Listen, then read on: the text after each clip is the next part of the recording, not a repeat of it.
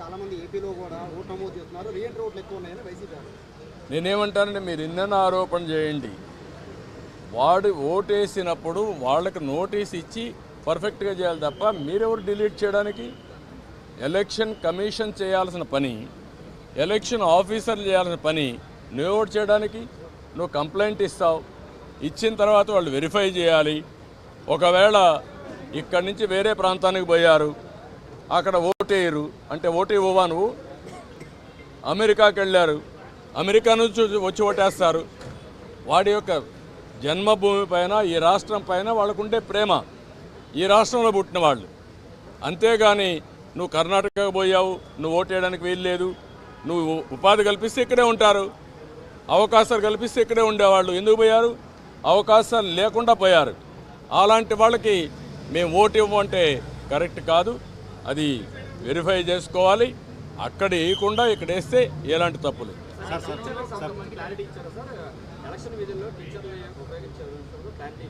నేను అన్నీ చెప్పిన తర్వాత వారు విన్నారు, చేస్తామనే విధంగా చెప్పారు. ఎట్టే పరిస్థితుల్లో సచివాలయ స్టాఫ్ని వేయడం కరెక్ట్ కాదు. సెలెక్షన్ ప్రాసెస్ కాదు, competitive best practices all over the country ఏవైతే చేస్తారో అవే చేయాలి.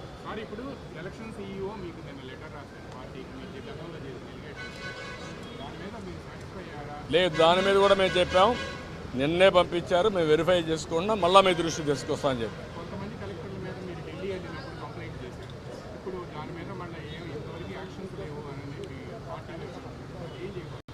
ఈరోజు కూడా మళ్ళీ మేము చెప్పాం, ప్రతి ఒక్క ఆఫీసర్ పైన మేము స్పెసిఫిక్ ఎవిడెన్స్ ఇచ్చాం.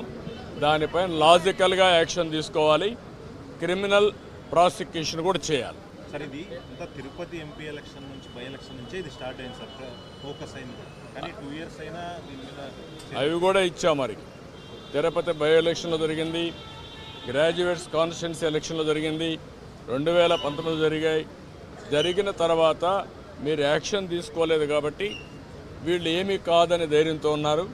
నేను ఈ విషయం కూడా వారికి చెప్పింది, ఎలక్షన్ కమిషన్ అనేది ప్రాసిక్యూట్ చేయడానికి కూడా మీకు అధికారం ఉంది. ఇమ్మీడియట్గా మీరు అవన్నీ చేస్తే భయపడతారు.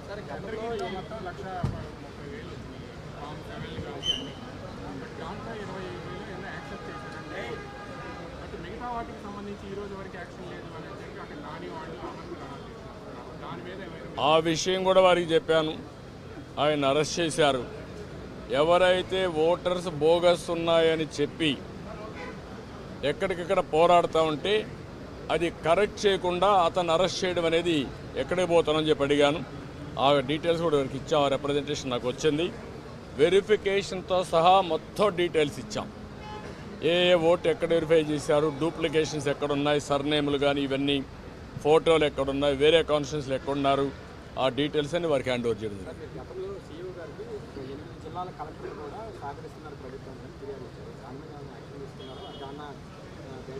వారు చెప్పింది ఏంటంటే, మేము ఇంతవరకు కొన్ని యాక్షన్స్ తీసుకున్నాం, మళ్ళీ మీకు కమ్యూనికేట్ చేశాం.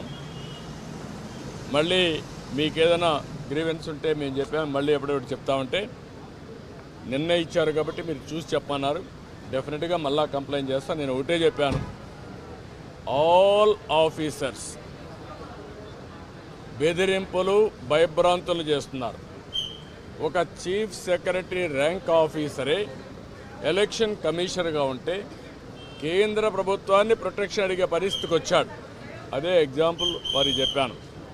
ఇప్పుడు ప్రతి ఒక్క ఆఫీసర్ మీద, అది కలెక్టర్ కావచ్చు, ఎస్పీ కావచ్చు, కింద ఆఫీసర్లు కావచ్చు, బెదిరించడం, బ్లాక్మెయిల్ చేయడం, ఒకవేళ కానీ వినకపోతే కేసులు పెట్టడం, అరెస్ట్ చేస్తామని థ్రెటన్ చేయడం, ఇవే జరుగుతున్నాయి. ఇలాంటి జరిగినప్పుడు మీరు ఫర్మ్గా ఉంటే తప్ప ఇక్కడ ఫెయిర్ ఎలక్షన్ జరగవని చాలా స్పష్టంగా చెప్పాను.